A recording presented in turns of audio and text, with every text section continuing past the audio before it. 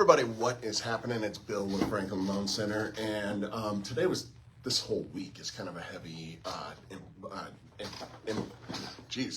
economic data week, and today was kind of the opener of that. We had GDP, PCE, we had pending home sales, like all sorts of good stuff. And interestingly, GDP came in worse than expected, actually contracted. And I mean, depending on who you're looking for, listening to in that, there were some that were expecting even a larger contraction, but consensus was for somewhere around flat to even a 0.1% growth, and it came in negative 0.3, not a huge negative, but the first negative since COVID. So you would think, look, a shrinking economy, you would think interest rates would take note and probably improve. Generally speaking, a weak economy points to lower interest rates.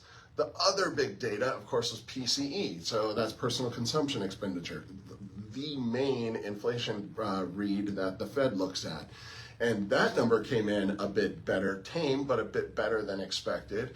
And you would also expect that to be good for interest rates. Generally, lower inflation means lower interest rates, right? So two things that are very much working towards what would look like lower interest rates. Well, how does the market respond? Almost no change. And which of course leads to the question of what is going on here, right? And again, from my view, it looks like I'm pointing at two main things. One is uncertainty. There's maximum uncertainty right now. So I think as long as there's uncertainty, I think that just keeps investors kind of just treading water, right?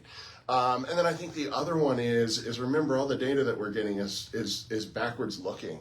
And a lot of it is all from even before the tariffs and some of that stuff. Now, granted, there was already a threat of these tariffs certainly in March, and I think there was probably even some pull forward, which kind of makes me believe that the GDP could have even been worse. But I guess the long story short is I think with the market, because the markets are forward looking, right? But the data is backwards looking, and I think that the markets are sitting here just thinking, look, I think inflation is coming. This is the markets, right? And for what it's worth, I believe it too. I think they think inflation is coming, and I do think that they think the economy is going to be shrinking. And then what does that mean? So by definition, that's stagflation.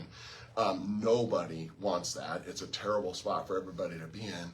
So hopefully we get a quick sort of resolution to some of these tariffs. I don't know. I have no idea what to expect there. I don't think anybody does. I'm not even sure anyone in the White House knows what to expect. But I think that the market clearly is shrugging off this data that would normally bring rates down, and it's just not responding at all. So we'll see what the months to come are going to bring. There's a Fed meeting next week. That's going to be kind of a big deal. The market is generally anticipating another pause. Of course, there's a ton of pressure out of the White House saying that he needs to lower rates.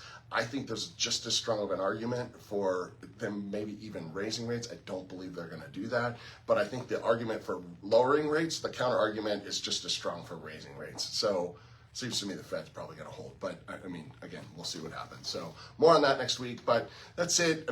Just treading water here and just, I think, waiting for the markets to try and get some real clues on where we're really headed before we say anything significant. So I'm Bill, I'm the Franklin Loan Center, and I'll see you all next week.